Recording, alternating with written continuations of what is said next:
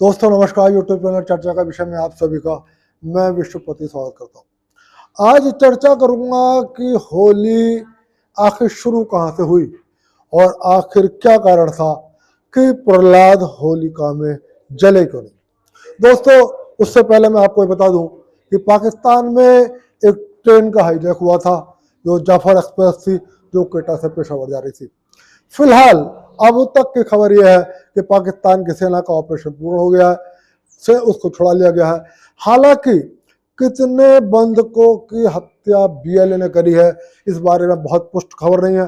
पाकिस्तानी सरकार ने बहुत सारे ताबूत ट्रेनों में भर के भेजे थे और अभी तक पाकिस्तान सरकार ने ऑफिशियली नहीं बताया है कि कितने लोग मारे गए। दोस्तों मैं किसी भी स्तर पर आतंकवाद का समर्थन नहीं करता, चाहे हिंदू हो, चाहे मुसलमान हो, चाहे हिंदुस्तानी हो, चाहे पाकिस्तानी हो। किसी भी निर्दोष नागरिक की हत्या का समर्थन नहीं किया जा सकता। हालांकि पाकिस्तान के अंदर जो कुछ भी हो रहा है वो पाकिस्तान के अपने करतूतों का फल है। सबको पता है कि पाकिस्तान सिर्फ भारत नहीं पूरी दुनिया के लिए में आतंकवाद एक्सपोर्ट करता है। दोस्तों पाकिस्तान सरकार को एक बात के लिए जरूर अपने अवाम का, अपने राजनीतिक दलों का और अपने मीडिया का शुक्रगुजार होना चाहिए कि जिस वक्त पाकिस्तान में इतना बड़ा हाईजैक हुआ उस वक्त पाकिस्तान के सभी राजनीतिक दल सरकार के साथ थे। पाकिस्तान की मीडिया, पाकिस्तान के यूट्यूबर्स पाकिस्तान की सरकार के साथ थे। हालांकि यदि भारत में ऐसा कोई हमला हो जाता तो भारत में एनडीए से बाहर के बहुत सारे राजनीतिक दल ऐसे हैं जो आतंकवादियों के समर्थन में खड़े हुए दिखाई देते। भारत में बहुत सारे यूट्यूबर्स ऐसे हैं जो कांग्रेस के टाइम में, कांग्रेस सरकारों के कार्यकाल में न्यूज चैनलों के अंदर एंकर के रूप में बैठकर दलाली क्या करते थे और आज यूट्यूबर्स हैं, वो भी शायद आतंकवादियों के समर्थन में खड़े भी दिखाई देते। लेकिन पाकिस्तान में पूरा देश पाकिस्तान के सरकार के साथ खड़ा था। दोस्तों अब आ जाता हूँ होली पर। सबसे पहले आज होलिका दहन होगा। आप सभी को होली दहन की, होलिका की बहुत बहुत होली पर्व की शुभकामनाएं। कल को रंग है। आप सबसे अनुरोध करूंगा कि बिना लड़ाई, बिना झगड़े, बिना शराब, बिना किसी उसके बहुत आराम से होली खेलिए और होली को दुश्मनी निकालने के त्योहार के रूप में आप ना खेलें। ये मेरा आपसे अनुरोध है। दोस्तों सवाल यह है होली कब से शुरू हुई और होली क्यों शुरू हुई। मैं आपको ताज्जुब करेंगे जो बताने जा रहा हूं। होली उत्तर प्रदेश से शुरू हुई, अब से 5000 साल पहले शुरू हुई। और होली किस शहर से शुरू हुई? उत्तर प्रदेश के हरदोई से। आपने सुना होगा शाहजहांपुर और लखनऊ के बीच में पड़ता है, या बरेली और लखनऊ के बीच में पड़ता है हरदोई जिला। होली यहां से शुरू हुई। वो कैसे शुरू हुई मैं आपको बता दूं कि हरदोई का राजा हुआ करता था हिरण्यकश्यप। हिरण्यकश्यप भगवान विष्णु का बहुत भक्त था। हिरण्यकश्यप का एक और भाई था और उसका नाम था हिरणाक्ष। उसका भाई का नाम था। लेकिन वो भगवान विष्णु का बहुत अनादर करता था, बहुत दुष्ट प्रवृत्ति का था और कहते हैं कि उसके अपराधों से प्रजा को बचाने के लिए भगवान विष्णु ने उसकी हत्या कर दी थी। अपने भाई की हत्या से हिरण्यकश्यप भगवान विष्णु से बहुत नाराज रहने लगा और उसने अपने राज्य का नाम बदल दिया। उसका नाम कर दिया हरिद्रोही। हरदोई का राजा था हिरण्यकश्यप और जब उसके भगवान विष्णु से दुश्मनी हो गई तो उसने अपने राज्य का नाम बदल दिया और उसका नाम कर दिया हरिद्रोही, यानी कि भगवान का दुश्मन, विष्णु का दुश्मन। मतलब उस राज्य में सब विष्णु के दुश्मन। और उसने अपने राज्य में भगवान विष्णु की पूजा पर प्रतिबंध लगा दिया और कहा कि यदि किसी को भी भगवान विष्णु की पूजा अर्चना करते हुए पाया गया तो उसको कठोर दंड दिया जाएगा और दिया जाता था। आगे चलकर हिरण्यकश्यप के एक पुत्र हुआ और इस पुत्र का नाम था प्रहलाद। हिरण्यकश्यप के एक बहन हुआ करती थी, उसकी उस बहन का नाम था होलिका। वो ब्रह्मदेव की बहुत पूजा करती थी और कहते हैं कि भगवान ब्रह्मदेव ने होलिका को एक वरदान दिया था और वरदान यह था कि वो अग्नि उसको कभी भी जला नहीं सकती थी। और उसे वरदान के रूप में होलिका को, जो हिरण्यकश्यप की बहन थी, उसको एक चादर ब्रह्मदेव ने दे दी और कहा कि जब भी तुम इस चादर को हमेशा अपने पास रखना और जब भी अग्नि तुम्हारे पास आए तुम इस चादर को ओढ़ लेना, तो अग्नि में तुम जल नहीं सकोगी जब तक कि तुम्हारे शरीर के ऊपर ये चादर है, ऐसे पुराण गीता। अब हिरण्यकश्यप का जो बेटा था प्रहलाद, वो भगवान विष्णु का बहुत बड़ा भक्त था और वो भगवान विष्णु के पूजा में हर समय लीन रहता था। उधर हिरण्यकश्यप इतना बड़ा भगवान विरोधी था कि उसने अपने राज्य का नाम हरिद्रोही कर दिया था। बताया जाता है कि पौराणिक ग्रंथों में और हरदोई गजेटियर में भी इस बात का जिक्र है जो मैं आपको बताने जा रहा हूं।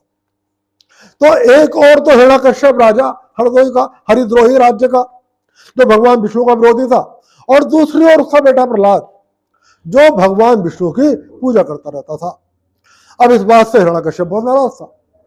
पूरे राज्य में हिरण्यकश्यप की बदनामी हो रही थी कि आपका तो बेटा भगवान विष्णु की पूजा करता है और आप हमसे कहते हो कि भगवान विष्णु की पूजा मत करो। तो वो अपने बेटे प्रहलाद को तरह तरह से प्रताड़ित करता था ताकि किसी भी तरीके से प्रहलाद इस बात के लिए मान जाए कि वो भगवान विष्णु की पूजा ना करे। शुरुआत में उन्होंने अपने बेटे को बहुत समझाया कि भाई तुम्हारे एक चाचा की हत्या कर दी है भगवान विष्णु ने, उससे बहुत समझाया कि भगवान विष्णु से मेरी बहुत दुश्मनी है और तुम विष्णु की पूजा मत करो। लेकिन प्रहलाद इन बातों से बिल्कुल विचलित हुआ। उसने ये कहा कि चाचा की गलती थी, चाचा अपराधी प्रवृत्ति के थे, चाचा भगवान प्रजा को कष्ट देते थे, तो प्रजा को उनके कष्टों से मुक्त दिलाने के लिए भगवान विष्णु ने उनकी हत्या करी। भगवान विष्णु लोक सेवक है, भगवान विष्णु जनता के सेवक है, भगवान विष्णु जनता के हितों की रक्षा करते हैं, भगवान विष्णु जनता के पापों को हरते हैं, इसलिए मैं भगवान विष्णु की पूजा करता रहूंगा। तब हिरण्यकश्यप को लगा कि अब ये बेटा मेरी बात मानने वाला नहीं है, अब इसको दंड देना पड़ेगा, अब ये समय आ गया है कि इसको दंडित किया जाए। लगता है हिरण्यकश्यप के दिमाग में ये बात आ गई कि लातों के भूत बातों से नहीं मानते। उसको लगा कि अब मेरा बेटे को मैंने बहुत समझा लिया, ये मान नहीं रहा, ये भगवान विष्णु की पूजा में लगा हुआ, इससे मेरे राज्य में मेरी बदनामी हो रही है, जनता के प्रति असंतोष, जनता में मेरे प्रति असंतोष बढ़ रहा है, जनता में विष्णु के प्रति आकर्षण बढ़ रहा है और जनता बजाय मेरे प्रहलाद की ओर आकर्षित हो रही है। तो उसने एक बार एक बहुत बड़ी कढ़ाई में तेल खौला दिया और अपने पुत्र प्रहलाद को उठाकर कढ़ाई में डाल दिया जिससे कि ये जल जाए। लेकिन जैसे ही प्रहलाद को कढ़ाई में डाला, प्रहलाद उस कढ़ाई का खौलता हुआ तेल फूलों में परिवर्तित हो गया और उसने देखा कि उसका पुत्र प्रहलाद बहुत आराम से वो तो फूलों पे खेल रहा है कढ़ाई में। हिरण्यकश्यप को यह बात बहुत विचलित करने वाली लगी कि उसका बेटा जिसको उसने खौलते हुए तेल में डाल दिया और उसको डालते ही उसको लगा जरूर ये विष्णु की कोई माया है। अब उसको लगा कि विष्णु की माया की काट क्या हो। तब हिरण्यकश्यप को याद आया कि मेरी बहन होलिका को भगवान ब्रह्मदेव से वरदान प्राप्त है कि वो अग्नि में जल नहीं सकती। तो उसके दिमाग में यह बात आई कि एक लकड़ियों की पूरी एक चिता लगवाई जाए, वहां पर अपनी बहन होलिका को बैठा दिया जाए, होलिका अपनी उस चादर को ओढ़ लेगी जो उसे ब्रह्मदेव से वरदान के रूप में प्राप्त हुई है और उसकी गोदी में प्रहलाद को बैठा दिया जाएगा।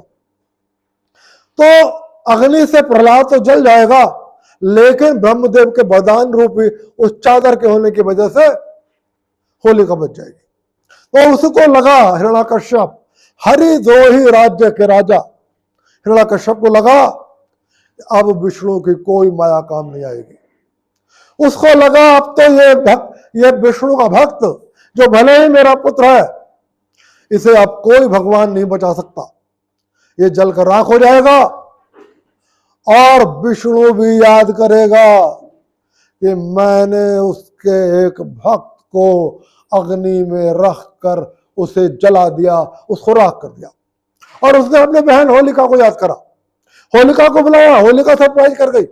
होलिका ने कहा भाई साहब ये क्या कर रहे हो, कि तुम मुझसे कह रहे हो कि मैं तुम्हारे बेटे को गोदी में रखूं और उसे ले जला दूं, वो तैयार नहीं हुई। तब हिरण्यकश्यप ने होलिका को समझाया कि ऐसा करना इसलिए जरूरी है कि विष्णु से मेरी दुश्मनी है, विष्णु ने मेरे भाई यानी कि तुम्हारे भी भाई, क्योंकि होलिका का भी भाई हुआ हिरण्याक्ष, उसकी हत्या कर दी है। इसलिए मेरा और तुम्हारा दोनों का ये धर्म है कि हम विष्णु से उसका बदला लें। और ये प्रहलाद जो मेरा बेटा है, ये मेरे ही राज्य में रहकर विष्णु की पूजा कर रहा है। इससे जनता में विष्णु के प्रति आकर्षण बढ़ रहा है, जनता के अंदर विष्णु की पूजा का लोभ बढ़ रहा है और जनता मेरे बजाय प्रहलाद को बहुत मानने लगी है। इसलिए प्रहलाद को मारना जरूरी है। होलिका इस बात के लिए तैयार हो गई कि चलो भाई का बदला लेंगे, और इसलिए होलिका इसे प्रहलाद को जला देंगे। कहते हैं हरदोई, जिसका नाम उस वक्त था हरिद्रोही, उस हरिद्रोही में एक कुंड बनवाया हिरण्यकश्यप ने। और मैं आपको बता दूं कि वो प्रहलाद कुंड के नाम से वो कुंड हरदोई में आज जिस दिन मैं वीडियो बना रहा हूं, आज की तारीख में भी है। हालांकि वो उपेक्षा का शिकार है और कहते हैं वहां पे बहुत ज्यादा साफ सफाई नहीं है, लेकिन वो कुंड आज भी है प्रहलाद कुंड। उसमें तमाम लकड़ियों की पूरी चिता रख दी गई और उस लकड़ियों के ऊपर होलिका उस चादर को ओढ़ के बैठ गई और उसने अपनी गोदी में प्रहलाद को बैठा लिया। प्रहलाद को पता थी यह बात कि हिरण्यकश्यप यानी कि मेरे पिता अब मुझे जलाना चाहते हैं, मुझे मारना चाहते हैं। उसे यह भी पता थी कि होलिका मुझे इसीलिए अपनी गोदी में बैठने को कर रही है जो उसकी बुआ थी। और प्रहलाद को यह भी पता थी कि होलिका को यानी कि प्रहलाद की बुआ को यह वरदान प्राप्त है कि उसे अग्नि जला नहीं सकती। लेकिन प्रहलाद को तो भगवान विष्णु पर विश्वास था। प्रहलाद ने कहा मेरा तो जो भी कुछ करेंगे वो विष्णु करेंगे। यदि भगवान विष्णु की यह इच्छा है कि मैं आज जल के राख हो जाऊं तो मैं जल के राख हो जाऊंगा, और भगवान विष्णु यदि मुझे बचाना चाहेंगे तो मैं बच जाऊंगा, जैसे भी प्रभु की इच्छा होगी। उन्होंने इस बात की कोई चिंता नहीं करी कि आज की इस राख में, आज की इस घटना में मेरा क्या होगा, मैं जलूंगा या मैं बचूंगा या मैं नहीं बचूंगा। आखिरकार वहां पर लकड़ियों की चिता लग गई। हिरण्यकश्यप ने आदेश दिया कि जाओ होलिका वहां पर बैठ जाओ, तुम उस चादर को ओढ़ लो जिस चादर का तुम्हें वरदान प्राप्त है कि इस चादर को ओढ़ने के बाद अग्नि तुम्हें जला नहीं सकती, और प्रहलाद को अपनी गोदी में बिठा लो। होलिका वहां बैठ गई और उसने अपने भतीजे प्रहलाद से कहा आओ तुम भी मेरी गोदी में बैठ जाओ। होलिका को लगता था कि शायद प्रहलाद को पता ही नहीं है और वो इसीलिए खुशी खुशी मेरी गोदी में बैठ रहा है। होलिका ने सोचा कि शायद इसको ये लगता है कि बुआ ने जो चादर ओढ़ रखी है तो चूंकि बुआ प्रज्वलित नहीं होंगी, बुआ नहीं जलेंगी, इसलिए बुआ की गोदी में मैं बैठूंगा तो मैं भी नहीं जलूंगा। लेकिन बुआ को शायद ये पता नहीं था, उसे होलिका को ये पता नहीं था कि प्रहलाद को सब कुछ पता है। लेकिन उसका विश्वास तो विष्णु में है, उसका विश्वास तो अपने भगवान विष्णु में है और उसने अपना सब कुछ भगवान के ऊपर छोड़ दिया है कि यदि भगवान विष्णु चाहते हैं कि मुझे आज जल जाना है तो मैं जल जाऊंगा, और यदि वो चाहते हैं कि आज मुझे बचना है तो मैं बच जाऊंगा।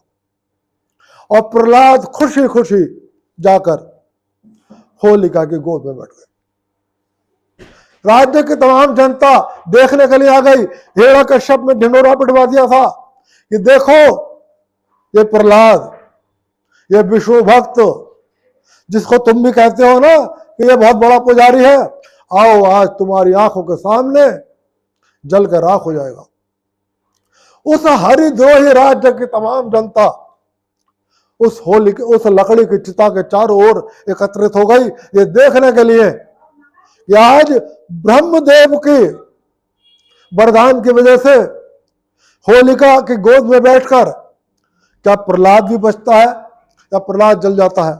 उन्हें देखना यह भी था कि भगवान विष्णु जिसकी पूजा ये प्रहलाद करता है और जिसकी पूजा हम लोग भी करते हैं, भले ही खुल के नहीं करते, डर के करते हैं कि कहीं हिरण्यकश्यप देख ना ले। देखते हैं आज ये भगवान विष्णु अपने भक्त को बचाने के लिए आते हैं या नहीं आते।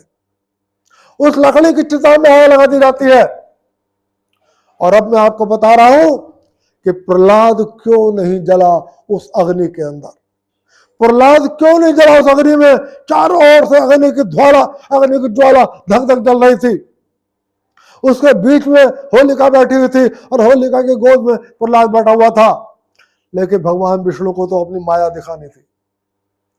जैसे ही होलिका में आग लगी, उस लकड़ियों की चिता में आग लगी, और जैसे ही ज्वाला आग की लप पे धधकी, भगवान विष्णु ने हवा को आह्वान किया कि जाओ, तुम्हें किसी भी कीमत पर प्रहलाद को बचाना है। प्रहलाद मेरा भक्त है। और उन्होंने हवा से कहा कि होलिका को ब्रह्मदेव ने वरदान इसलिए नहीं दिया था कि यह विष्णु के किसी भक्त की हत्या करेगी। उन्होंने कहा कि होलिका को यह वरदान इसलिए नहीं मिला था कि यह किसी राक्षस के समर्थन में इस वरदान से उसकी सुरक्षा करेगी। उन्होंने कहा ब्रह्मदेव ने होलिका को वरदान इसलिए दिया था ताकि इस वरदान की वजह से ये सुरक्षित रहकर जनता के हितों की रक्षा कर सके और इस पृथ्वी पर भगवान के रक्षकों को कष्टों से, पापों से दूर रख सके। इसलिए आज उन्होंने, भगवान विष्णु ने हवा से आह्वान किया कि तुम ऐसे लीला रचो कि ये चादर उड़ जाए और होलिका से उड़कर प्रहलाद को ढक ले। अचानक हवा बहुत तेजी से चलने लगी, आंधी जैसी आ गई, आंधी जैसी स्थिति हो गई। अब होलिका को तो यह अंदाजा ही नहीं था कि ऐसा भी हो जाएगा। होलिका को नहीं पता था कि भगवान विष्णु कोई माया रच देंगे। बहुत तेज हवा चली और होलिका से वो चादर उड़ गई और अचानक वो चादर जाके प्रहलाद के ऊपर गिर गई। और जैसे ही वो चादर प्रहलाद के ऊपर गिरी, आग की लपटों ने होलिका को पकड़ लिया। होलिका जलकर राख हो गई। लेकिन चूंकि ब्रह्मदेव की वो वरदान रूपी चादर प्रहलाद ने उसने प्रहलाद को ढक लिया था, तो उस अग्नि की ज्वाला से प्रहलाद बच गया। अग्नि बुझ गई। जनता में जय जयकार होने लगी। भगवान विष्णु की और प्रहलाद की जय जयकार होने लगी। प्रहलाद उस लकड़ी की राख से बाहर आए और उन्होंने उस राख से जनता के साथ खेलना शुरू कर दिया, उसको उड़ाना शुरू कर दिया। जनता ने भी उस लकड़ी की राख को, जिसमें होलिका की जली हुई राख में थी, उसको उड़ाना शुरू कर दिया और एक दूसरे के ऊपर उस राख को लगाया। और कहते हैं तभी से होलिका दहन के बाद ये होली का त्योहार, ये होली का पर्व शुरू हुआ। ये आज से 5000 साल पहले शुरू हुआ। तो दोस्तों, इस तरीके से मैं आपको ये बताने आया था, होली का त्योहार 5000 वर्ष पुराना है। होली का उत्तर प्रदेश से, होली उत्तर प्रदेश से तय हुई, उत्तर प्रदेश के हरदोई से तय हुई। हरदोई का पहले नाम हरदोई ही था, बाद में हिरण्यकश्यप ने इसका नाम हरिद्रोही कर दिया। हमारे पौराणिक ग्रंथों में हरदोई के गजेटियर में भी इस बात का उल्लेख है। और दोस्तों, तभी से ये होली देश में मनाई जाती है, देश भर में बड़े उल्लास के साथ मनाई जाती है। हालांकि कहानियां और भी बहुत सारी हैं, लेकिन फिलहाल जो मुख्य कहानी है वो मैं आपको बता दूं।